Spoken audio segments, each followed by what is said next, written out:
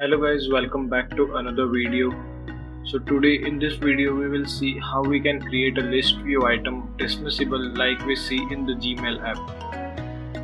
So it's very simple to do this, and other than that we will also see how to show the snack bar if any item is dismissed from the list.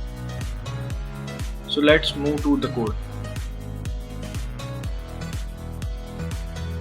To begin with, this is the home screen of the app. It has a list view with the card and a list style as a list item with text showing the item's index. But now if we run the app, you can see that we cannot slide the list item left or right. So to make it slide, it's very simple. Just wrap the list item inside a dismissible widget and give this widget a key.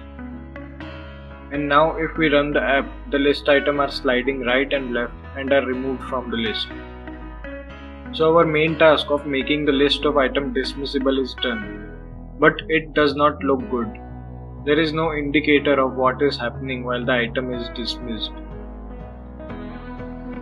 So to do that, we can give a background widget to the dismissible widget. Let's give it a background with a green container.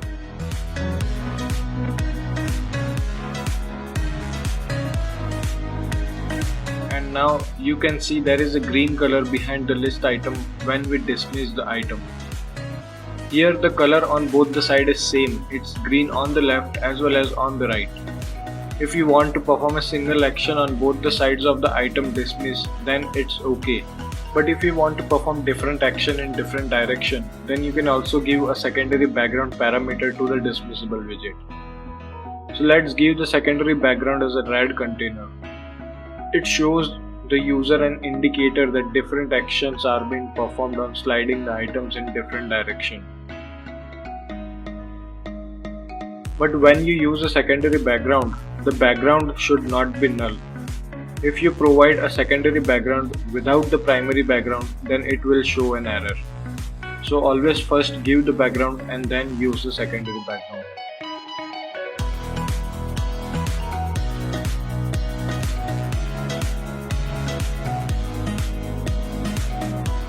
Now when we see the constructor of dismissible widget, there is a function called onDismissed. This function is called every time the item is dismissed. We can use this function to show the snack bar at the bottom and delete or save the items from the database.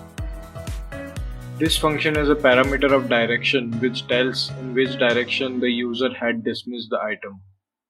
So first let's add a print inside this function and see how this works. As you can see, the index of the item that was dismissed is printed on the console. Now let's add a condition to check the direction of the dismissed item.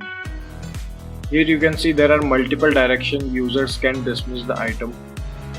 Start to end is sliding right to left and end to start is sliding left to right in this case. Other than that, you can also dismiss the item in the up or down direction by specifying the direction parameter in the dismissible widget.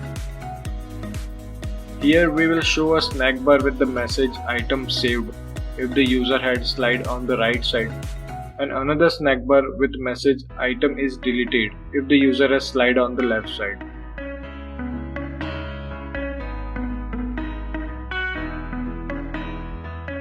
After showing the snack bar, you can call your function to delete or save the item from the database or local storage like shared preferences.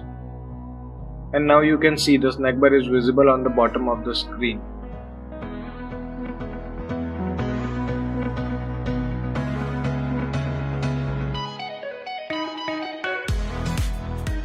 And to make it better, we can also add an icon of save and delete in the background.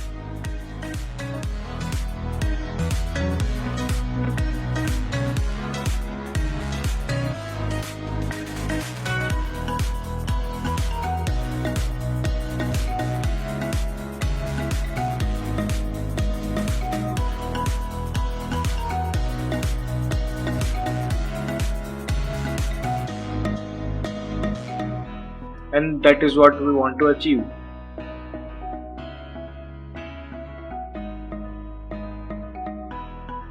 Now the dismissible widget has many other interesting parameters that you can use, like this confirm dismiss function. This function is called to confirm from the user before dismissing the item from the list.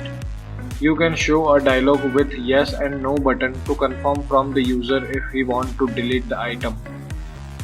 To see how to use this parameter and many other parameters of this widget, I had written an article that you can read from the link given in the description box below.